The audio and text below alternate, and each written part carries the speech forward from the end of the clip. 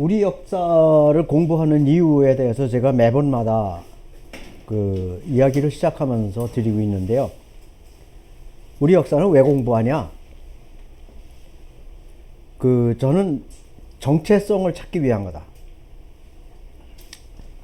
지금 세상이 뭐 우리나라가 됐건 뭐 미국이 됐건 보면 뭔가 막 뒤죽박죽 돼 있는 것 같아요. 아니 세상이 이렇게 끄든지 아니 이것만 잘 보이면 상관없어. 세상이라는 게 이렇게 뒤죽박죽 될 수 있나 하고 의심이 될 정도로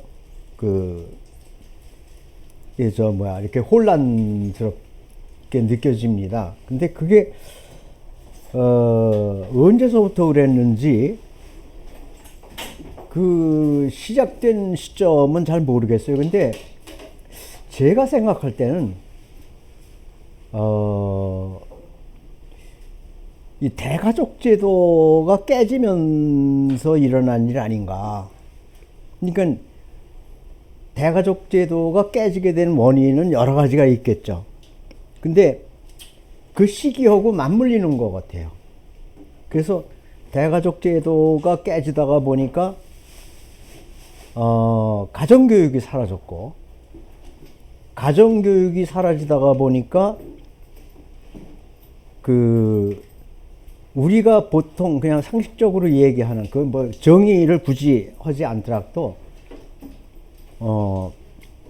전통이 사라졌고, 이제 그러다가 보니까 가정의 일원이었던 아버지가 됐건 엄마가 됐건 사회에 나가서 활동을 하는데 그런 개념들이 다 깨진 상태에서 교육이 되고 활동을 하고 그러다가 보니까 사회 깨지고 국가가 엉망이 되는 거 아니냐.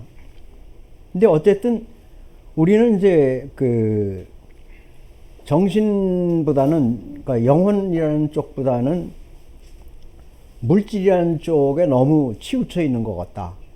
근데 여러 가지에서 원인을 찾을 수 있고 해법을 찾을 수 있겠지만은 우리는 우리 역사 속에서 무언가 우리의 정체성을, 우리의 어를 찾아야 되지 않겠느냐 하는 게 제가 이제 역사 교육이라고 할까? 우선 제가 이제 역사 공부를 생각을 했고, 남들한테도 역사 공부가 중요하다고 얘기를 하게 됐고.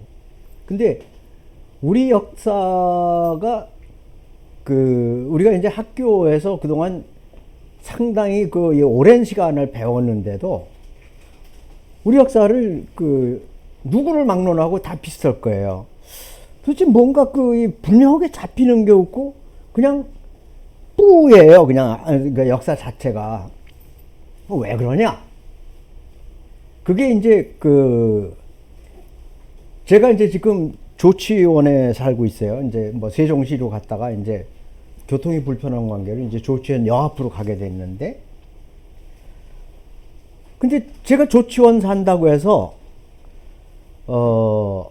그러니까 이제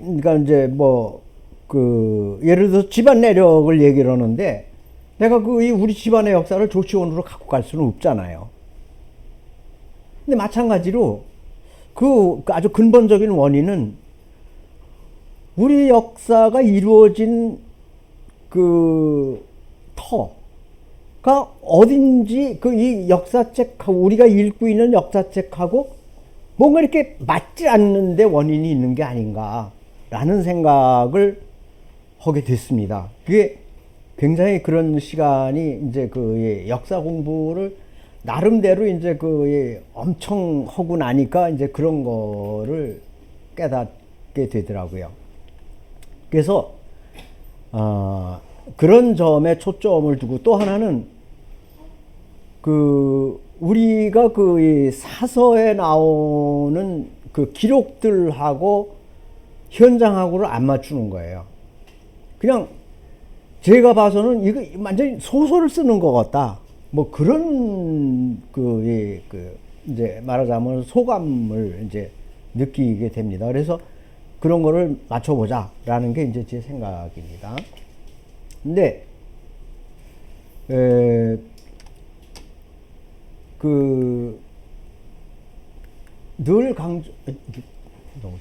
늘 강조하지만, 그리고 이게 전제가 돼야 된다고 생각을 하는데, 우리의 역사를 알기 위해서 열쇠가 있는데 그걸 모르고 있어요.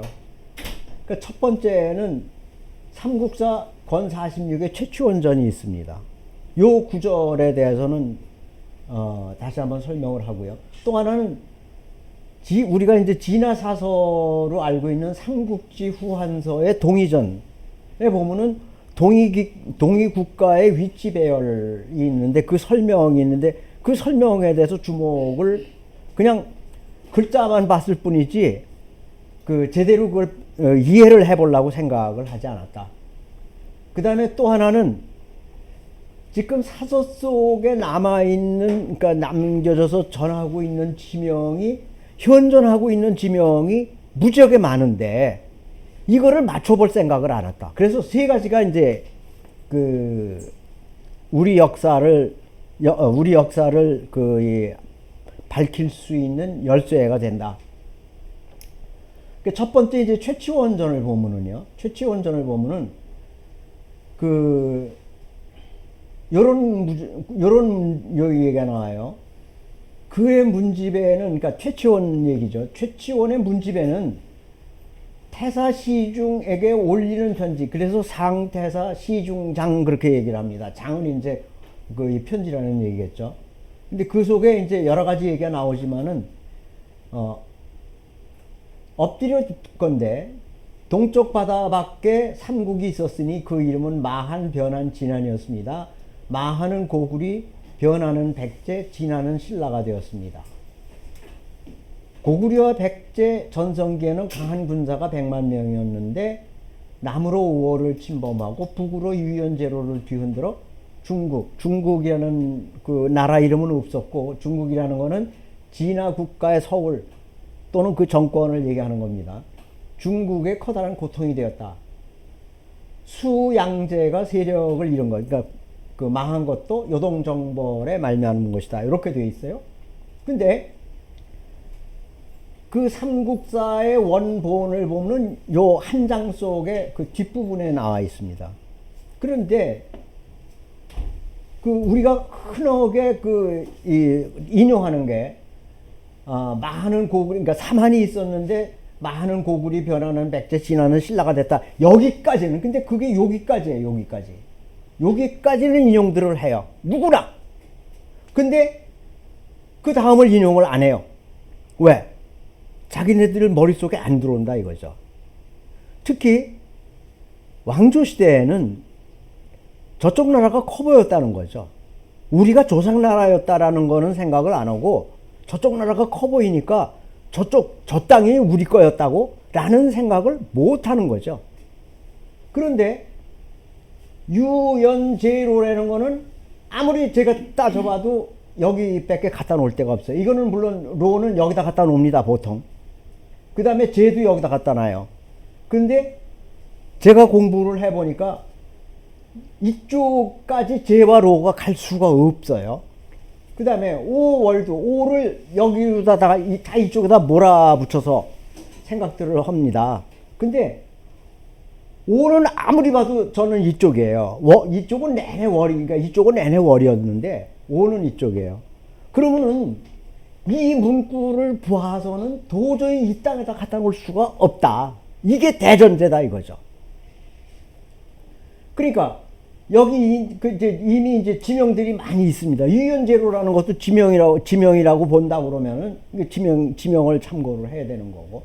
자, 그 다음에 요게 삼국사 후한서가 후한 시대가 앞섭니다. 삼국시대보다는. 그런데 삼국지가 제가 앞에다 굳이 쓰는 거는 삼국지가 먼저 써진 책입니다. 후한서가 나중에 베낀 책이에요. 그래서 저는 삼국지 후한서라고 꼭 얘기를 합니다. 근데 거기에 무슨 구절이 있냐 하면은 고구리 북쪽으로 부여가 있고 고구리 남쪽으로 얘가 있고 동쪽으로 동옥조가 있고 뭐 이런 구절이 나옵니다. 이 구절에다가 여기다가 이 저 사서에 나오는 지명 몇 개를 집어넣으면요. 예를 들어서 고구리 같은 경우 북평양 상곡 태원 뭐 이런 지명을 넣어본다든지 얘를 얘기할 때는 꼭 창해가 나옵니다. 근데 이게 창과 해인지 창해인지는 몰라요. 하여튼 창해가 나오고 그러니까 한을 얘기할 때는 해라는 지명이 꼭 나옵니다. 입해 그랬다고 그래서 뭐 바닷속에 아니 바닷속에 뭐 수영을 하러 들어갈 거예요. 뭐 그 정치를 하러 가는 사람이. 그 다음에 왜를 얘기를 하면서 왜를 다시 한번 강조. 한 남쪽에 접하고 있는 거예요. 그리고 한의 일부 국가입니다. 뭐 예를 들어서 뭐 비미국 무슨 뭐 군호국 그러는데 그거는 삼한 중의 일부예요. 뭐 떨어져 띄어서 얘기하기도 하고 붙여서 얘기도 하고. 근데 그것이 지명이 어디가 나오냐면 다미와 회계와 주해와 태주, 이주 이런 지명이 나와요. 그래서 이러한 지명, 그러니까 이러한 위치와 이런 그 위치 배열과 이런 지명을 지도 속에다 넣어보면 요런 쪽으로 요렇게 들어가게 된다. 이게 대전제다 이거예요. 근데 이걸 모른다 이거지. 어떤 사람도 여태까지 역사 공부라고 했던 어떤 사람도 이 사실을 모르고 있다 이거예요. 근데 그 중에서 굉장히 중요한 게 뭐냐 하면은 그럼 이 땅엔 뭐가 있었냐? 이 시대에는 낙랑국이 있었다. 근데 그거는 삼국사백개는 그 내용이 안 나옵니다. 아까 최씨 얘기가 나오는데 낙랑국의 최씨가 분명 이쪽에 있는 사람은 최치원하고는 관련이 없다고 저는 생각을 합니다. 거의 낙랑국이었었기 때문에 낙랑국의 최씨일 것이다. 이제 그렇게 됩니다. 그래서 이것이 그러니까 최치원전과 그 위치 배열과 그 지명을 대입한 이 위치를 머릿속에 집어넣지 않는 한 우리 역사는 전혀 접근 자체가 안 된다. 그러면은 이 사실에서 역사가 전부 다 뻗어져 나가는 거예요. 예를 들어서 우리 언어학을 얘기를 합니다. 언어학을 얘기할 때 그러니까 우랄 알타이 뭐 이렇게 얘기를 하는데 그 언어의 출발이 전부 다 여기로 모여집니다. 요 땅으로 모여져. 여기 지금 대릉아 이렇게 있어서 요하 문화 무슨 요하 문명 그렇게 얘기를 하죠. 요하 문명 그러는데 그쪽으로 전부 다 유전자 고고학이라든지 그러니까 유물로 나오는 고고학이라든지 이런 걸 전부 다 연결을 해보고 그 사람들이 언어를 어느 지역에서 어떤 언어를 사용하는지 그걸 다 모아보면은 이 지역 쪽으로 가는 거예요. 그러니까 여기가 말하자면은 인류 제3의 고향이다라고 저는 이제 얘기를 합니다. 왜? 1고향은 아프리카, 2고향은 동남아, 수마트라에 있는데 그쪽을 그러니까 인도네시아에 있는데 그쪽을 얘기를 하고 바이칼 쪽에서 이렇게 한 쪽인데 그게 이제 제3의 그러니까 고향이다 이제 이렇게 얘기를 합니다. 그래서 그것이 전제가 되지 않는 한 그러니까 지금 우리는 전부 다 이 땅에서 역사가 일어난 걸로 알고 전부 다 그렇게 해석을 하고 있어요. 그러니까 죄다 거짓말을 하고 있는 거예요. 뭐 설화를 얘기해도 거짓말, 문학을 얘기를 해도 거짓말, 모든 게 거짓말만 얘기를 하고 있는 거예요. 그런데 이쪽에서 인류의 제3 고향이라고 고향이라고 생각을 한다고 하면은 세계사가 다 틀렸다는 얘기가 되는 거예요. 여기에 따라서 세계사가 죄바뀌어야 된다는 얘기죠. 자, 오늘은 이제 이걸 항상 이거를 전제로 깔고 이거는 계속 얘기를 해나갈 겁니다. 그러니까 무슨 뭐 이 땅에서 뭐 만주하고 이 땅에서 뭐가 일어난 것 같이 얘기하는 사람들은 무조건 거짓말이다. 그 이제 오늘 할 얘기는 안내문에도 이제 말씀을 드렸습니다만은 우리 삼국시대가 끝나고 난 다음에 그럼 유민들은 어떻게 됐느냐? 근데 거기에서 이제 대표되는 존재라고 그럴까 그런 사람이 그 제 나라를 건국한 이정기라는 사람을 꼽는데 우리는 이정기에 대해서 새까맣게 까먹고 있었다는 거죠. 그래서 오늘은 이정기라는 사람을 중심으로서 얘기를 한번 해보겠다. 근데 앞 시간에는 잊혀진 삼국의 후에 그 쓰디 쓴 한을 남기다. 그들을 대표하는 분은 제 나라의 이정기다라는 걸 첫 번째로 했고요. 두 번째 시간에는 잊혀진 고구 이후에 이정기의 제 사서 기록을 집중적으로 한번 보자. 이렇게 이제 두 편으로 나눠서 할 생각을 했습니다. 자, 잊혀진 삼국의 후에 쓰디 쓴 한. 왜 이런 말을 제가 썼냐 하면요. 기록을 쭉 들여다보면은요. 그 출세를 합니다. 고구리 후, 그러니까 백제 후예들이 출세를 해요. 그런데 맨 나중에는 전부 다 모함을 받아갖고 이제 죽게 됩니다. 이제 아주 이제 그런 몇 분들이고요. 이제 그들을 대표하는 이제 잊혀진 삼국의 후예들 중에 제 나라의 이정기인데 여기는 건국까지 했던 분인데도 우리 역사 속에서는 까맣게 잊혀졌다. 그래서 그 얘기를 한번 해보고자 합니다. 그래서 이제 그런 분들 중에 삼국의 후예들 중에 제일 유명한 사람 중에 한 사람이죠. 고선지를 한번 잠깐 보겠습니다.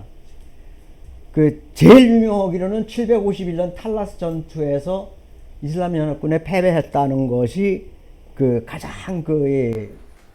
유명한 고사 중에 하나인데 뭐 복잡한 얘기가 많습니다. 근데 정말 지금 저도 이제 65살 때 이거 더 늦으면은 난 정말 못 떠나지 하고 생각하고서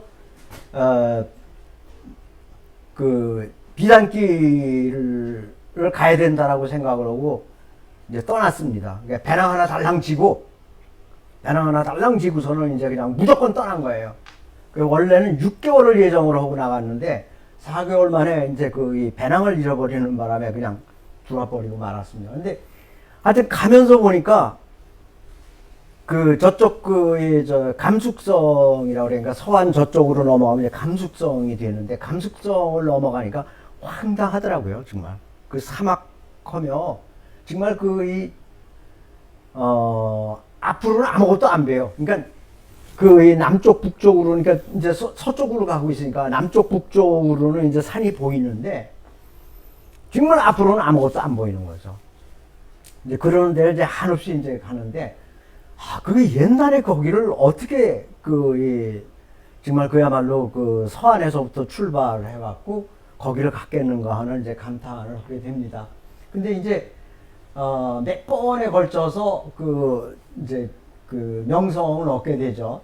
첫 출발은 아버지가 그러니까 고사계라는 분인데 이분이 이제 이미 가서 벼슬을 합니다. 그래서 음덕으로다가 20세에 유격장군에 등용이 되죠. 근데 이제 그 다음에 이제 누구한테 이제 혜택을 보냐면은 부목영찰이라는 분한테 이제 후원을 받습니다. 근데 나중에는 이분한테 시기를 받아갖고 참 이제 이제 흉한 꼴도 보고 그러는 모양이에요.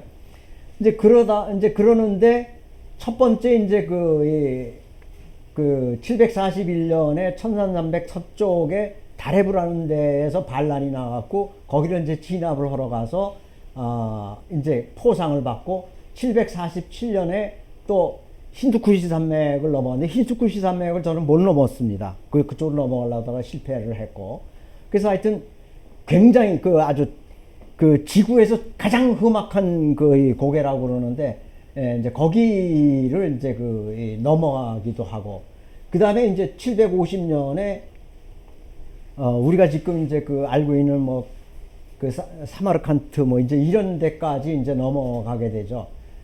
그래서 이제 이제 공으로다가 개부의 동삼사. 근데 아마 역사책을 읽으시면은 그 개부의 동삼사라는 얘기가 많이 나옵니다. 이게 대단한 버섯인데 이게 왜 대단하냐? 개 10개짜입니다. 부의. 그러니까 관청을 열 수 있다는 얘기예요. 그건 뭐냐면은 내 맘대로 그 관리를 뽑을 수 있다. 그래서 개부의 동삼사 그러면 아주 대단한 지위가 됩니다. 그러니까 적어도 그 제왕 제후의 그 위치에 갔을 때 개부의 동삼사라는 직함을 받게 됩니다. 그러니까 건국이 가능하다는 얘기죠.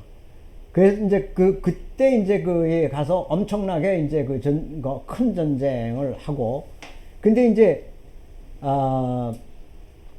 그 755년에 알록산의 반란이 일어나게 되죠. 이게 이제 지금, 이정기하고 얘기를 하는데 직접적인 관련이 있습니다.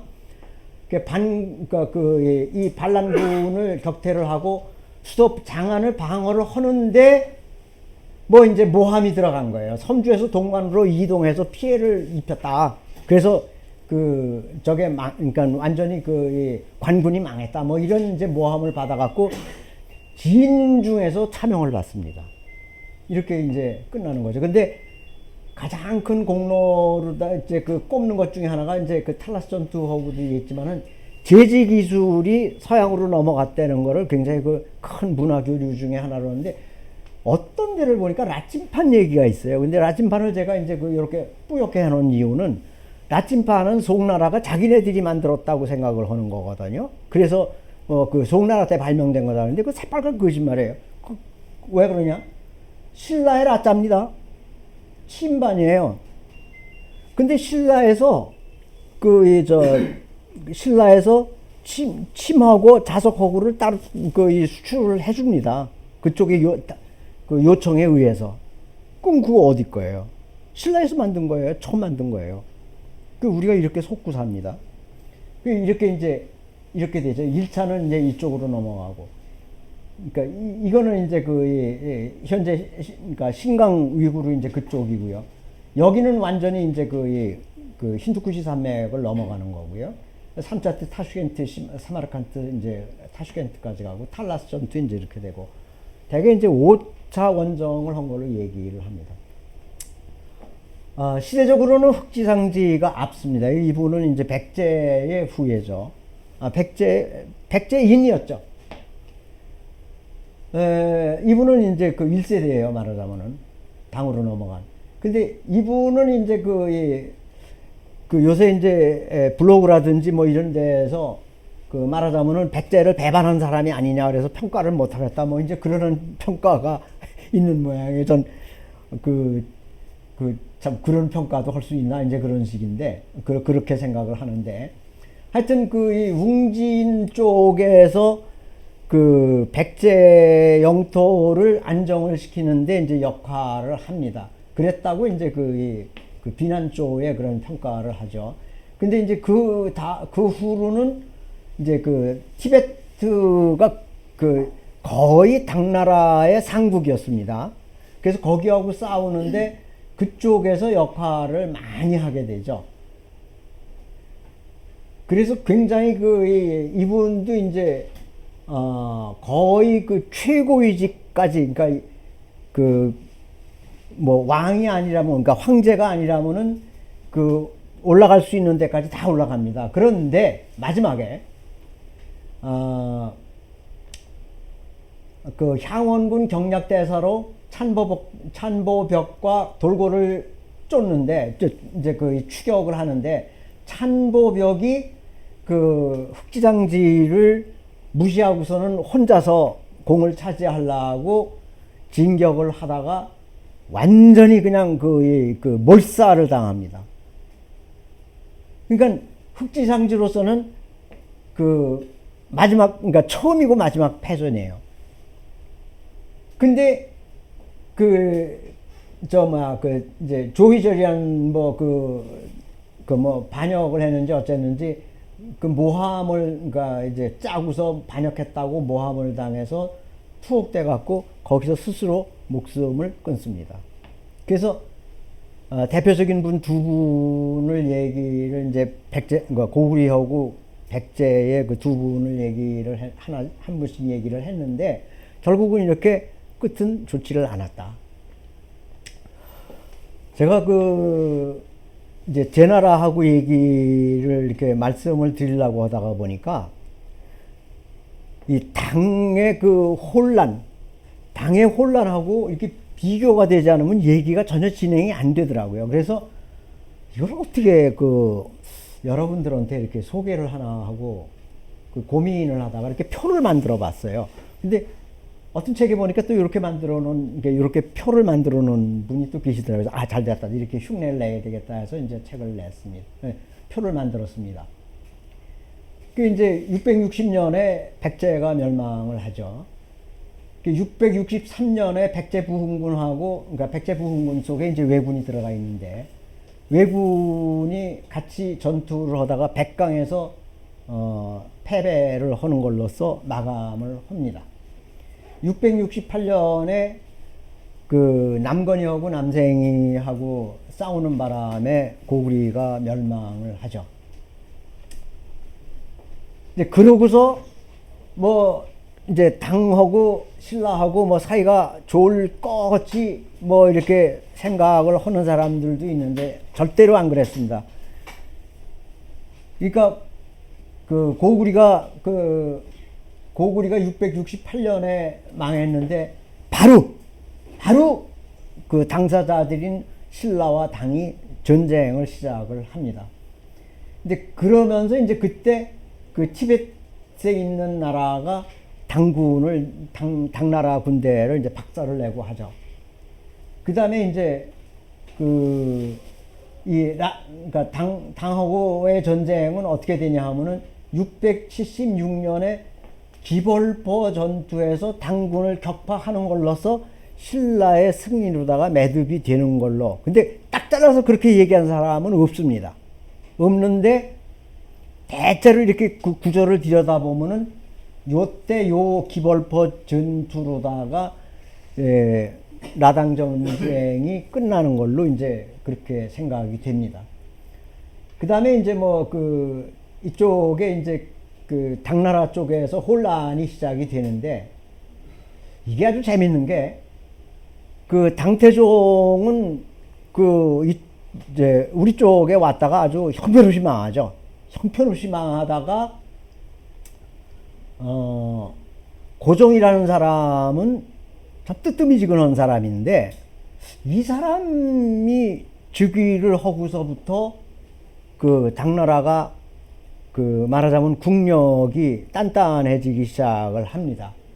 그러면서 이제 이쪽이 몰리게 되고, 우리는 이제 이 고구리 쪽에서는 어떤 사태가 벌어지냐 하면은 내분이 벌어지는 거죠. 이제 그래갖고 이제 망하게 되는데, 하여튼 근데 이 고종이라는 분은 유명한 분이 있죠. 이 부인이 이제 측천부후죠. 그래서 이 측천부라는 사람이 얼마나 비중이 큰 사람이냐 하면은 이제 당나라를 시대 구분을 하는데, 그러니까 초기를 초당, 그 다음에 성당, 그러니까 굉장히 강해졌다 이거죠. 그리고 중당, 이제 만당 그래요. 그러니까 제일 이제 이 뒷세대 이제 아주 엉망일 때, 그래 만당 그렇게 하는데, 그 중에 이 무주라고 그래서 꼭 끼워 넣습니다. 근데 따로 구분이 되는 거는 아니긴 해요. 근데 하여튼 측천부가 얼마나 권력을 휘두르냐 하면은, 자기 아들인데 마음에 안 든다고 그냥 왕에다 올렸다가 쫓아내고 또 딴 아들 세웠다가 아예 지가 그냥 황제 노릇을 해요. 우리나라 사람들 그거 잘 모르죠. 황제 노릇을 아예 합니다. 자기가. 690년에 아예 자기가 황제가 돼요. 그래서 나라 이름도 주가 됩니다. 네. 그러는데 여기 이제 또 하나 이제 재밌는 분이 나와요. 693년에 임지왕 이윤기라고 그러는데, 이게 누구냐면은 현종입니다. 현종이 임치왕의 그러니까 태자 시절에는 이제 임치왕이었는데, 거기 노예라고 나오는데 왕모중이라는 사람이 나와요. 이 사람도 똑같은 꼴을 당합니다. 근데 이분도 고구리 유민이에요. 고구리 유민인데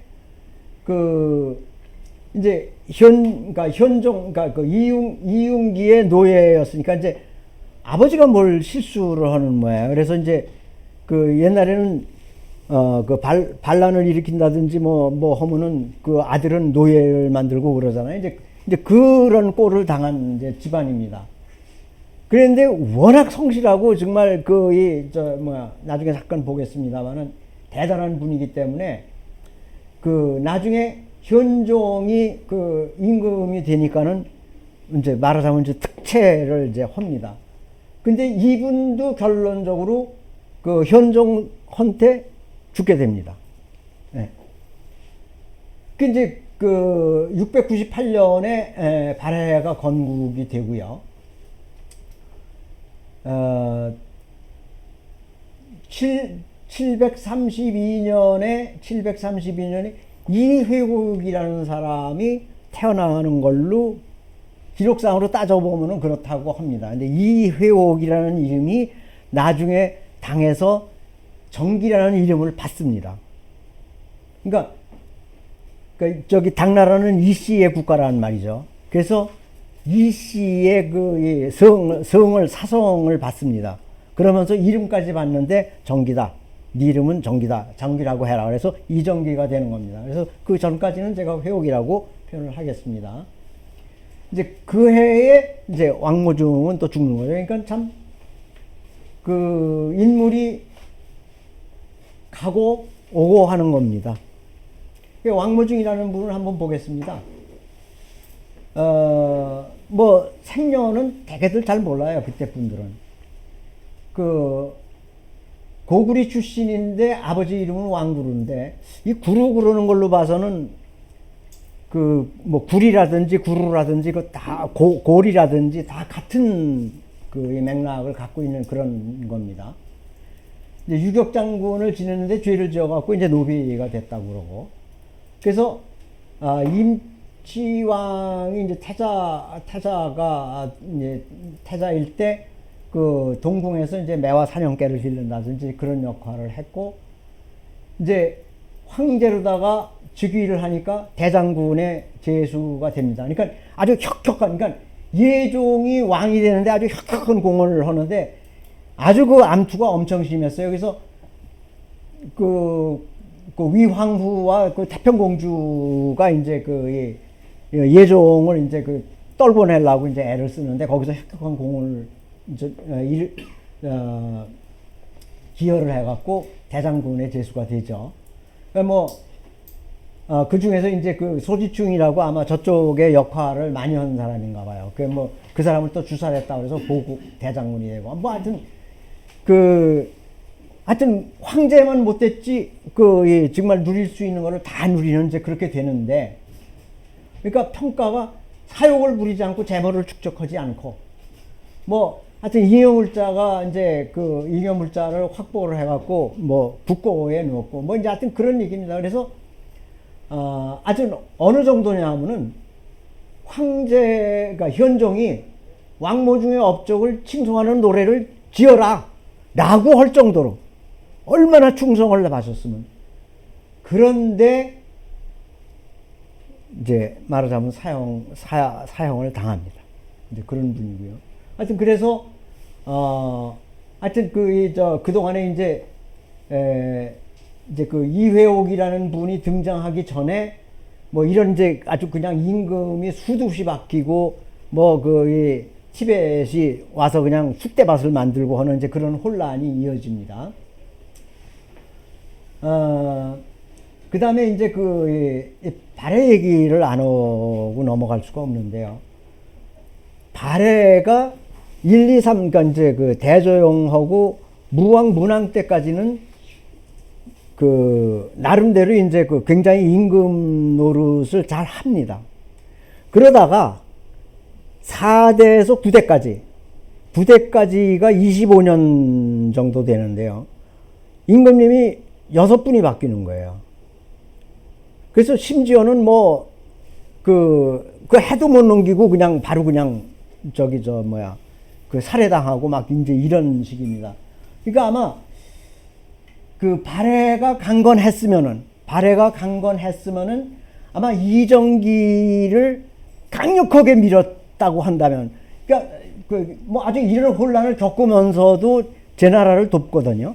제 나라를 돕는데 아마 이런 혼란이 없었으면은 아마 그 제 나라가 성공을 했을 수도 있다라는 이제 뭐 역사의 가정이라는 건 없다니까 뭐 말할 수는 없는 겁니다만은.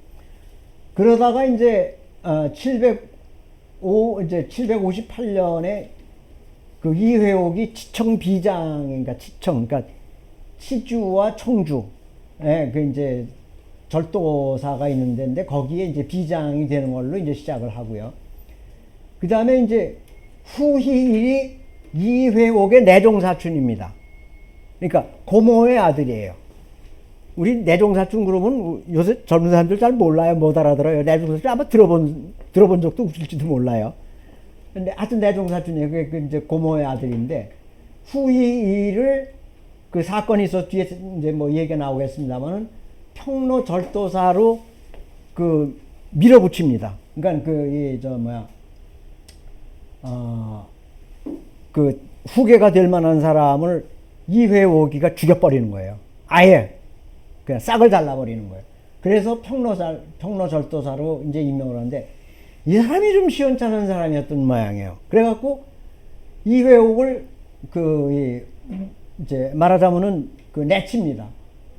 그래갖고 말하자면은 이제 이 군인 그러니까 이 병사들한테 그 이회옥이라는 사람이 쫓겨나요. 그 자리에 그러니까 이회옥이가 그 자리를 들어서고 그거를 이 정부에다 요청을 합니다. 이렇게 해달라.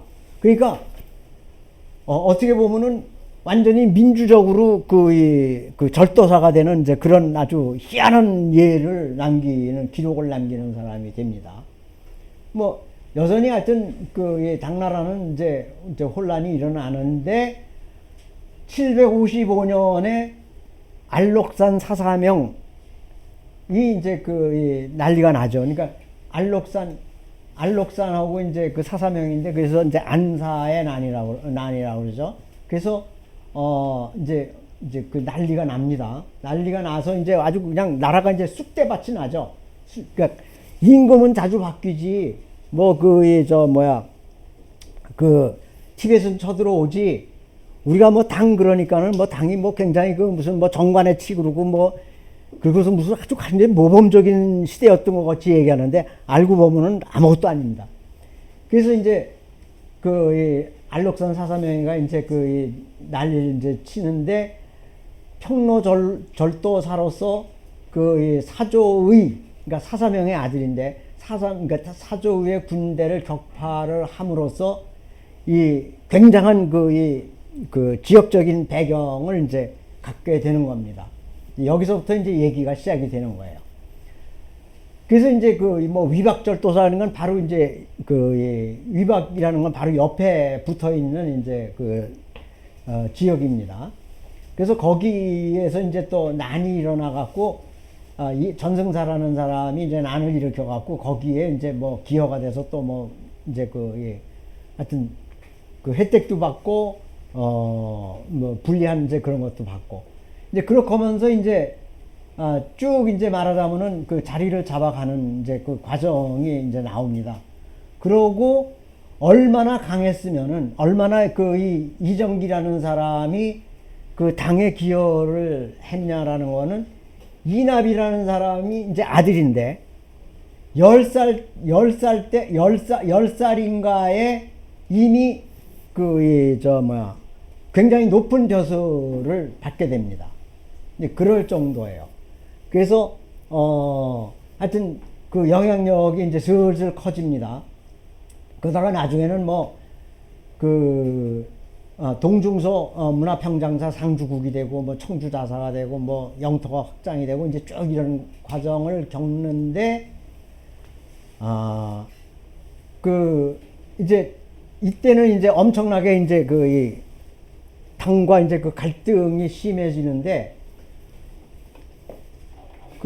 당이 이제 망할 지경에 이르는 거예요. 그러니까는 전투를 붙으면은 어디가 그러니까 막상 이제 1대1로 딱 붙으면은 어디가 전쟁에 승리할지 모르는 이제 그 정도까지 됩니다. 그런데 그런 판국에 벼슬은 계속 주는 거야. 그러니까 달래는 거죠. 이제 당 쪽에서는 이제 달래는 겁니다. 그래서 벼슬을 자꾸 높여주는데, 느닷없이 나를 니네 황제 그 집안에다가 나를 입적을 시켜줘. 라고 그러니까는 당 황실이 뺑 하고 도는 거예요. 이건 또 뭐야? 뭐 이제 이런 이제 작전이 참 대단합니다. 뭐 이제 그런 이제 그 일도 벌어지고. 그래 이제 그러다가 가만히 있어. 그러다가 이제 청주에서 운주로 이제 천도를 합니다. 청주는 산동성의 그 약간 그 중앙에서 약간 동쪽으로 기울어져 있는 데고요. 운주라는 데 이제 이때 당나라가 어디가 서울이냐 하면은 낙양이 서울입니다. 그런데 그 낙양에서 200km가 안 되는 지점일 거예요. 운주가. 그런 데로 천도를 합니다. 그러니까 선언을 하는 거예요. 네 잡아먹으러 갈래? 그러고서는 선언을 하는 거나 다름없습니다. 그런데 그때 이제 그 당에서는 세제개혁을 단행을 합니다. 세제개혁을 단행을 하면서 그 국고가 이제 좀 튼실해지기 시작을 하는 거예요. 그러니까 이제 더더욱 이제 제나라와 당나라의 그 전쟁이 이제 격렬해집니다. 뭐 이런 얘기 무슨 이제 그러는데 781년에 이정기가 죽어버립니다. 그런데 역사책에는 흉이라고 그랬어요. 그러니까 보통은 이제 졸 그러고 이제 많은데 흉 그랬습니다. 그러니까 제왕의 위치로다가 인정을 하는 거예요. 그래서 이제 아들인 이납이 계승을 하는데 이때 나이가 49살입니다. 우리나라 나이로는 50살이에요. 근데 이납은 그럼 몇 살에 죽냐? 34살에 죽습니다. 그 다음 손자죠. 이사고는 몇 살에 죽냐? 32살에 죽습니다. 아주 결정적인 왕국이 못 되는 이제 그런 원인이라고 저는 보는데, 이제 그러다 이제 계승 문제 갖고서 이제 또 이제 당에 조정하고 힘겨루기를 합니다. 그러다가 그러니까 서주에서, 그러니까 산동성 남쪽으로 그 서주가 있는데 거기서 어마어마한 패배를 이대 주인 이납이 패배를 당합니다. 그래서 이제 말하자면은 좀 이제 한풀이 꺾이는 거예요. 그리고 그랬는데도 굉장히 말하자면 국부라고 그럴까 그런 거는 아주 튼튼해지는 거예요. 그러니까 그 다음에 그러니까 그러니까 왕위 계승을 한 다음 해에 아예 국호를 제나라야 우리. 그리고 선언을 합니다. 그리고 수도를 운주로 삼고. 근데 이 자리가 굉장히 유명한 데인데, 이게 동평부인데 역사적으로 굉장히 이 의미가 있는 그러니까 위치입니다. 우리 그러니까 조선 이전에 구리 때 치우천양의 무덤도 동평에 있고요. 그 다음에 황제도 여기하고 관련이 있고요. 뭐 하여튼 그렇습니다. 그런데 이제 그러니까 이정기와 같은 위치에 있던 말하는 번진이라고도 하고 이제 절도사들인데, 절도사들이 여러 명이 있습니다. 그 사람들이 연합을 해서 당나라하고 힘겨루기를 합니다. 그게 이제 782년에 아주 본격적으로 이제 왜냐하면은 세수를 바탕으로 해서 재정이 튼튼해지니까는 당나라에서 이제 번진들을 제압을 하려고 그러는 거예요. 그러다가 보니까 이제 일어나는 일입니다. 뭐 당으로서는 당연한 일이겠죠. 근데 희한한 일이 같은 편이었던 이희열이라는 이 절도사를 이납이 당을 대신해서 또 구원을 해주기도 합니다. 그러니까 참 복잡한, 이거 뭐 어마어마하게 복잡해서 이거는 어떻게 설명을 다 할 방법도 없습니다. 아마 우리나라에 이거 이해하는 사람은 거의 없을 거예요. 나도 그냥 몇 개만 이제 얘기를 하는 겁니다. 뭐 하여튼 이런 식으로 쭉 해서 이제 그 세월이 지나가다가 또 한 번 이제 위기를 당해요. 이제 이납이 이제 그 위기를 당하는데, 위기를 당하니까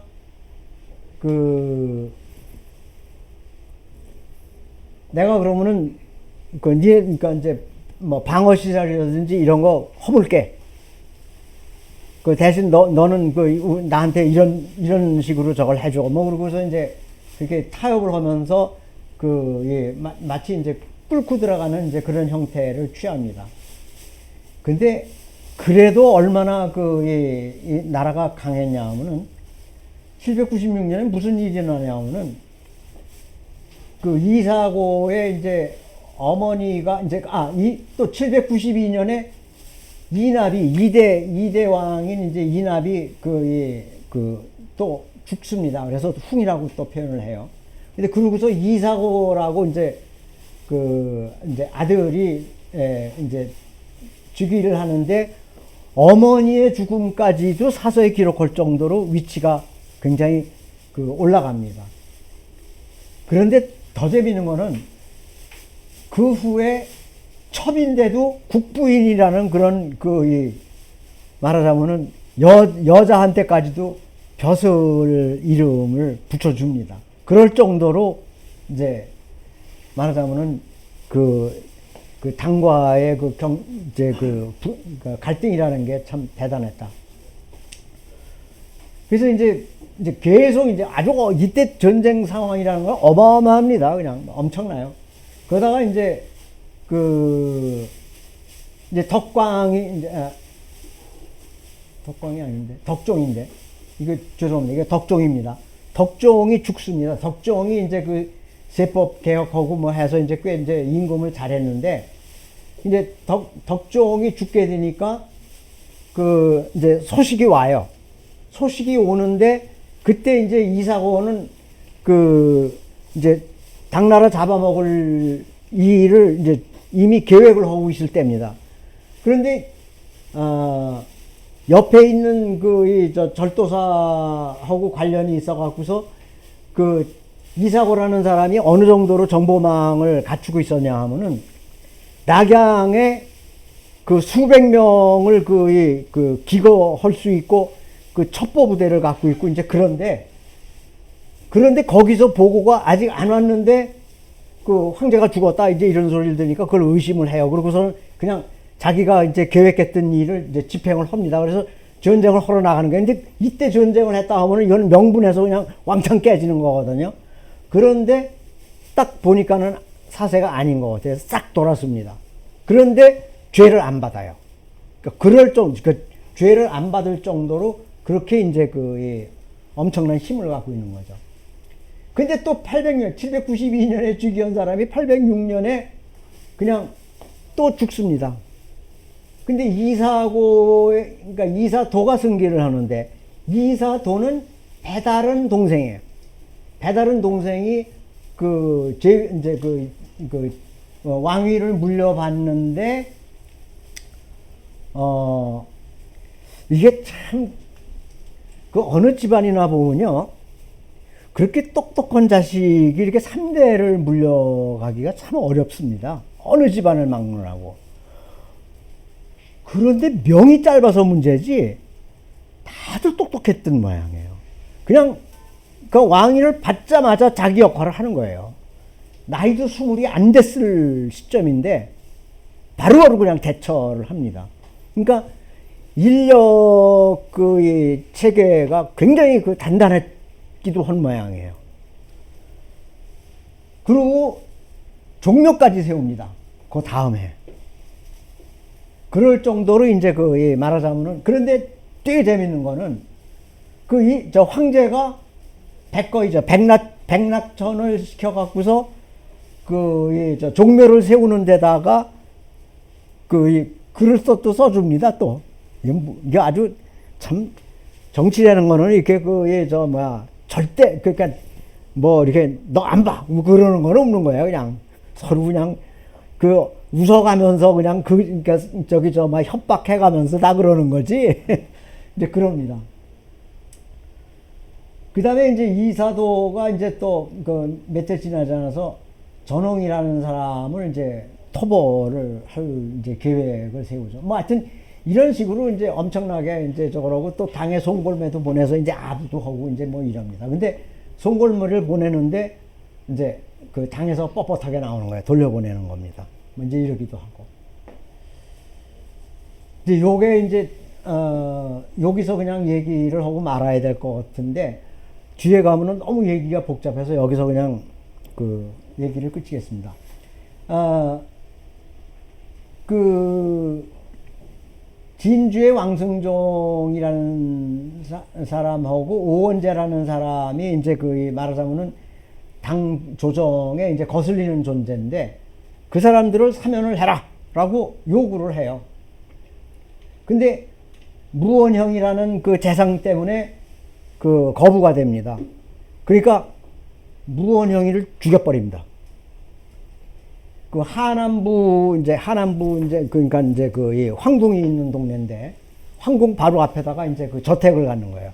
말하자면 우리식으로 이제 요새식으로 하면 대사 관저를 갖고 있는데 대사 관저가 수백 명이 들어가는 거예요.